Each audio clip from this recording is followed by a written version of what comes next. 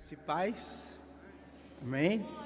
Satisfação estar com vocês, esse povo de Deus, adorando ao Senhor.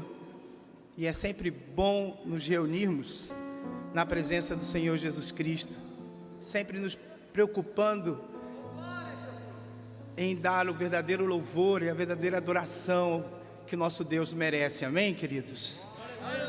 Sabemos que o mundo diz a palavra de Deus, ele jaz,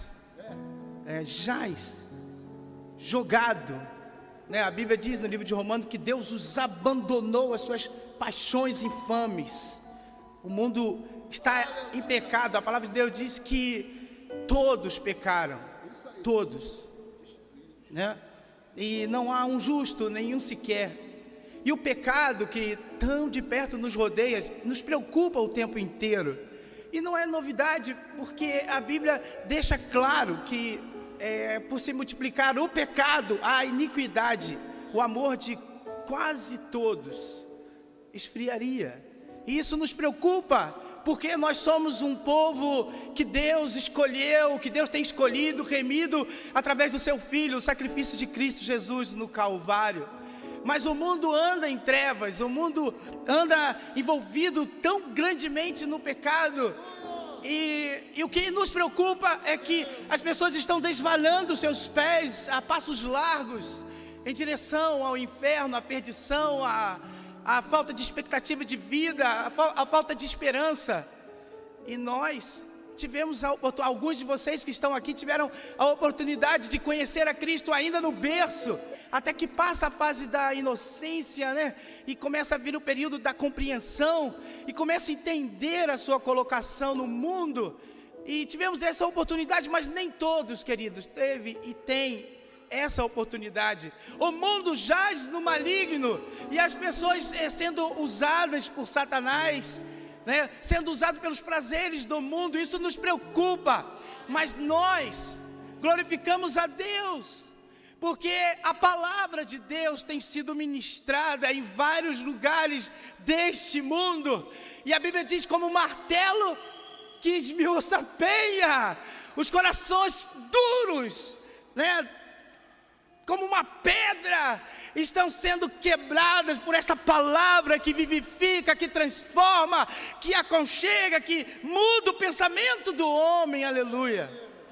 E eu glorifico a Deus por isso, porque quando olhamos para fora, nós vemos pessoas super necessitadas desta verdade. Aleluia. Tem uma passagem no livro de Marcos, no capítulo 5, você também vai encontrar no livro de Mateus, capítulo 8, também vai encontrar no livro de Lucas, que conta a história de uma pessoa como estas que eu estou procurando, com poucas palavras, explicar para vocês. E a Bíblia diz no versículo inicial do capítulo 5, que quando eles chegaram à outra margem do mar, na terra dos Gerazenos, ao desembarcar, logo veio do sepulcro ao encontro deles um homem, diz a Bíblia, possesso por espíritos imundos. Se você continuar a leitura, você verá que ele diz que vivia nos sepulcros, e nem mesmo as cadeias os podiam prendê-lo, porque tendo sido muitas vezes presos em grilhões e cadeias, as cadeias foram quebradas por eles, e os grilhões despedaçados, e ninguém podia subjugá-lo. Você, dentro dessas poucas palavras que eu estou dizendo para você, você consegue entender a situação desse cidadão aqui, que a Bíblia narra a história deste homem, possesso por espíritos malignos. Muitas pessoas talvez não estão possessas por espírito, mas só estão sob influência de espíritos demoníacos. A Bíblia diz sobre potestades, sobre os principados, né? Sobre nas regiões celestiais, sobre demônios que atuam na vida de pessoas, como este homem que a Bíblia relata, possesso. E queriam acalmar esse homem, talvez prendendo em algemas, talvez agarrando ele no chão, porque nada podia prender com a força que ele tinha. Ele arrebentava as algemas. E a Bíblia diz, se você continuar a leitura, que ele pulava no meio dos sepulcros, né, e violavam os sepulcros, né, e se alimentavam ali, a situação daquele homem. E nós olhamos e achamos que esse texto é o texto dos outros, é o texto do embriagado, esse aqui é o texto do endemoniado, é o texto da prostituta, é o texto do mentiroso, do corrupto, né? Não é um texto para mim, é um texto para o corrupto, é o texto para os de fora. Não é um texto para mim, porque eu sou um santo, sou purificado, é o texto dos outros. Não olhamos e não nos enxergamos. Mas quando a Bíblia diz que todos pecaram, o todo, não é a parte. Eu não posso ter um todo se eu tiro um grupo. Se eu tiro 10% do 100%, eu não tenho mais o todo. Para ser todo, é preciso que 5%, 10%, 20%, e o somatório disso, eu tenho um todo. E a nossa Bíblia diz que todos, sem exceção, pecaram e destituídos estão da glória de Deus, estão nas mesmas condições da condenação eterna que este homem, a qual eu leio nesta noite, porque o pecado, ele nos atrai, o pecado fora do nosso corpo, ele nos atrai, ele nos domina, ele abre os nossos olhos no sentido de desejo, não no sentido de entendimento, mas no sentido de desejar, como Eva, por exemplo, quando estava lá no seu lugar no paraíso lindo e bonito, quando a serpente mostra para ela a doçura, a belezura daquela fruta e daquelas coisas que ele discutia com Satanás em forma ali possesso naquela serpente, e ela olhou, desejou, cobiçou, porque está fora, né? E imaginou, você será como Deus. É isso que o pecado faz conosco. Desejamos e olhamos e dizemos, por que não? Por que não ter? Por que não possuir? Mas não é seu, mas por que não ter? Mas está errado, mas por que não? E a gente questiona, e aquela mulher desejou aquilo, porque o pecado fora, ele nos atrai. E tem outro detalhe, o pecado dentro, porque todos pecaram, ele nos impulsiona ao encontro do pecado. Então o pecado fora nos atrai, dentro nos impulsiona. Por quê? Porque o pecado domina a nação, o mundo, e todos estão sob o pecado. Mas este homem, maltrapilho, rejeitado, amarrado, condenado por um pecado que levará muito a desvalhar os pés ao inferno. E nós achamos que pecar é só infringir algumas leis escritas na Bíblia. Nós achamos que pecar é apenas infringir algumas regras impostas pela igreja, ou até mesmo pela doutrina da igreja, ou até mesmo pela nossa maneira de guardar as nossas crenças. Mas o pecado é muito mais que isso. O pecado é nos tirar definitivamente da presença do Senhor. O pecado é infringir as próprias leis e regras do Deus Criador de todas as coisas.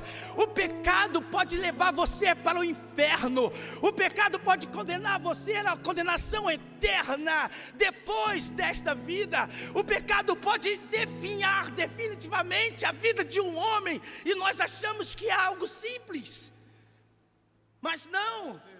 Esse homem estava nessa situação, mas algo maravilhoso aconteceu com este homem. Assim como algo maravilhoso aconteceu com você e comigo, algo maravilhoso aconteceu. Esse homem, Josias, teve um encontro estupendo, um encontro maravilhoso, um encontro transformador. A luz raiou, a Bíblia diz que a luz, o mundo que estava em trevas, raiou a verdadeira luz. E essa luz do Evangelho chegou para esse homem, nada menos do que Jesus Cristo. Ele teve um encontro pessoal com Jesus. Quantos aqui nesta noite teve um encontro especial com Jesus? Quantos aqui outrora eram moribundos e pecadores e mentirosos e blasfemos, e achamos que isso é do outro, porque esse texto é do outro, não meu. Mas quando eu minto, esse texto é meu. Quando eu deixo de faltar com a verdade, esse texto é meu. Porque a Bíblia diz que qualquer que comete pecado é escravo do pecado. Aleluia. Mas eu dou graças a Deus que o sangue de Jesus Cristo nos purifica de todo pecado. Este homem condenado, ele queria ser livre. Se você ler o texto, você vai ver o que ele estava acorrentado. Ele queria ser livre, ele gritava, ele tentava possuído, ser liberto. Não é assim conosco? Queremos nos libertar de uma mentira, queremos nos libertar do nosso egoísmo, queremos nos libertar das nossas faltas de capacidade de manter a firmeza em Cristo. Mas ele só descobriu isso porque teve um encontro pessoal e verdadeiro com Jesus. Ele teve um encontro. E quando se tem um encontro com Jesus, ele foi liberto. Jesus libertou esse endemoniado, aleluia. Agora ele passa a ser uma pessoa sã. Talvez sã na sua consciência, né? Porque a mente, a luta que nós temos é contra a mente. A luta, ela reflete em nosso pensamento, sabe? Satanás, ele vai invadir a sua mente, a forma de você pensar. Por isso que o apóstolo Paulo diz assim: tudo que é puro, tudo que é agradável, tudo que é de boa fama, tudo que é santificado, nisso ocupai as vossas mentes, os vossos pensamentos. Se você ocupa a sua mente com coisas que não agradam ao Senhor, como sentirá a presença dele? Mas se você ocupa a sua mente com aquilo que é agradável, aleluia, porque a Bíblia deixa claro que a carne, ela deseja o que é contrário ao espírito. Há uma guerra, né? Uma luta travada. A carne deseja, a carne quer, a carne vai ao encontro daquilo que quer e vai lá e pega. A carne deseja, mas o Espírito não. O Espírito deseja a presença do nosso Senhor em sua vida. Eu queria ter tempo para explicar isso para vocês, mas entenda, Jesus entendeu a situação, e essa situação desse Gerazeno aqui repercute e mostra a nossa realidade. Mas então o que nós temos de diferente?